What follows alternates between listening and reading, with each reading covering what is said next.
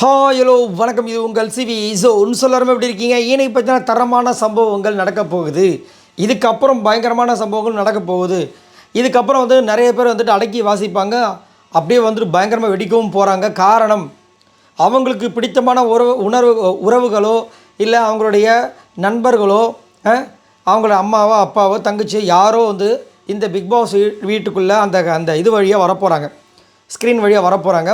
அவங்களுக்கு அந்த ஒரு விஷயத்தை சொல்ல போகிறாங்க. நீங்கள் இது வரைக்கும் என்ன பண்ணுறீங்க, என்ன பண்ணணும், மேலோட்டமாக ஃபுல்லாலாம் சொல்ல முடியாது, சரிங்களா? அந்த மாதிரி சொல்ல போகிறாங்க. ஸோ பயங்கரமான ட்விஸ்ட் நடக்க போகிறது. அதில் விஜய் பார்வதிக்கு ஒரு பெரிய ட்விஸ்ட் இருக்க போகுது அப்படின்ற மாதிரி தோணுது. அது மட்டும் இல்லாமல் எனக்கு என்ன தோணுதுன்னா, விஜய் பார்வதியை திவாகர் மாதிரி கைட்டி விட்டுருவாங்களோ அப்படின்ற மாதிரி தோணிக்கிட்டே இருக்குது. திடீர்னு தோணுது. ஏன் அப்படி பார்த்தீங்கன்னா, எனக்கு இந்த விஷயங்களை பார்க்கும்போது சீசன் 4 ஆரி அவர்களுடைய சீசனில் பாலாஜி முருகதாஸ் ஒரு வாரம் சூப்பராக இப்படி அடக்கி வாசிப்பார். அப்போ இந்த ஃப்ரீ டாஸ்க் ஒன்று நடக்கும். அப்போ அவங்க அண்ணன் ஏய் என்னடா பண்ணுறேன் அப்படின்னு சொல்லிட்டு பயங்கரமாக ஏற்றி விட்டுருப்பார். அடுத்த வாரமே திரும்ப பொங்கியிருப்பார். ஒரு மாதிரி ஆயிருக்கும், சரிங்களா? பாலாஜி முருகதாஸ் ஞாபகம் இருக்குன்னு நினைக்கிறேன் உங்களுக்குலாம். Ultimate season title winner, season 4ல் ரன்னராக வந்தவர். ஸோ நல்லா இருந்தவர் சொரிஞ்சு விட்டு மாதிரி இருக்கும். அதுதானே நல்லா இருந்துச்சு, மக்களுக்கு பிடிச்சிருந்தது, என்னடா இப்போ இவ்வளோ சைலண்ட் ஆகிட்டா அப்படின்ட்டு. அந்த மாதிரி இப்போ விஜய் பார்வதியை சொரிஞ்சு விடுற மாதிரி ஒரு சம்பவம் நடக்குது. இது எங்கே போய் முடிய போகுதுன்னு தெரியல. ஸோ இன்றைக்கி பார்த்தீங்கன்னா இந்த ஒரு டாஸ்க் வரப்போது அதை ஆல்ரெடி ஒரு ப்ரோமோவில் பார்த்துருப்பீங்க. பிக் பாஸ் அனௌன்ஸ் பண்ணியிருப்பார். இந்த மாதிரி உங்களுடைய உறவினர்கள், அதாவது இந்த 50ஆம் நாள் செலிப்ரேஷனில் ஒரு பெரிய சர்ப்ரைஸ் இருக்குன்னு சொன்னாங்க பார்த்தீங்களா? சாப்பாடும் சாப்பிட்டாச்சு, எல்லாமே சாப்பிட்டாச்சு. சர்ப்ரைஸ் எடுத்து உண்மையிலேயே அந்த உறவுகள் மீட் பண்ணுறது, நம்மளுக்கு பிடித்தவர்கள் நம்மளை பார்த்து நீ இந்த மாதிரி அதான், ஏன்னா அவங்க வரவங்க கூட ஏங்குறாங்க, நாங்கள் என்ன எப்படி வெளியில் தெரிகிறோம், ஏதாவது இன்புட் கொடுங்களேன்னு. அதை அவங்க உறவுகளே கொடுத்தா எப்படி இருக்கும்? ஸோ அந்த மாதிரி சம்பவம் தான்.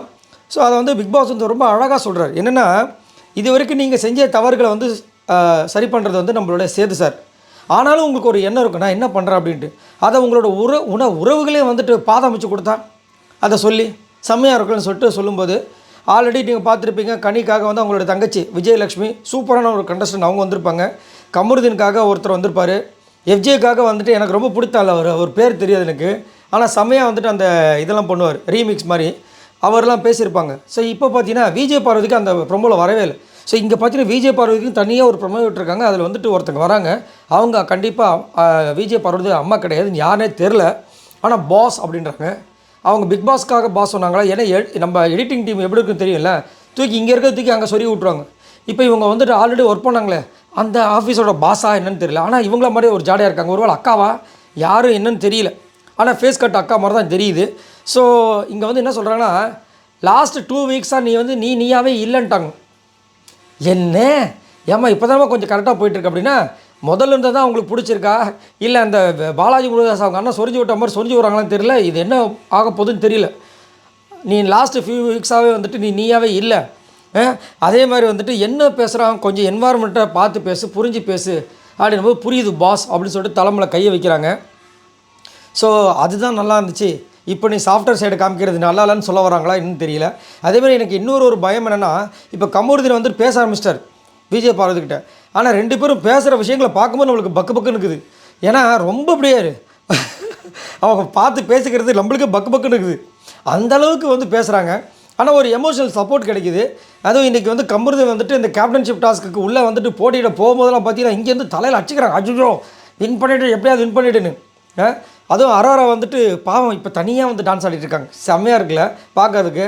என்ன அட்டகாசம். போன வாரம் கையை பிடிச்சிட்டு இழுத்துட்டு போகிறது என்ன, அக்குள்குள்ளேயே கையை வச்சுக்கிறது என்ன, அப்படியே அடக்காட்டு இருந்தாங்க. அதை இப்போ அந்த கிளிக்கு ரெக்க முளைச்சிருச்சு. அங்கேருந்து பறந்து விஜய் பார்வதிக்கிட்ட உட்காந்துருச்சு. இப்போ போச்சா அந்த மாதிரி இருக்குது. ஸோ இந்த வாரம் வேறு எஃப்ஜே வேறு தலையாக வராரு. ஆல்ரெடி ஆனவர் தான் எஃப்ஜே ஆகிட்டாப்ல. சரி ரைட்டு, சோலி முடிஞ்சிச்சா அப்படின்ற மாதிரி இருக்குது. சரி, இதை பற்றி உங்களோட கருத்துக்களை சொல்லுங்கள். இப்போ இந்த மாதிரி ஒரு விஷயம் யாருக்கெல்லாம் ப்ளஸ் அமையும், யாருக்கெல்லாம் மைனஸ் அமையும் நினைக்கிறீங்க? ஏன்னா ஆல்ரெடி மைனஸாக இருக்கிறவங்களுக்கு ப்ளஸ் ஆகிறதுக்கு வாய்ப்புகள் இருக்குது. ஆனால் ப்ளஸ்ஸாக இருக்கிறவங்களுக்கு அதாவது இப்போ யோசிப்பாங்க, என்ன நடக்குது, என்ன நான் பண்ணணும் அப்படின்னு.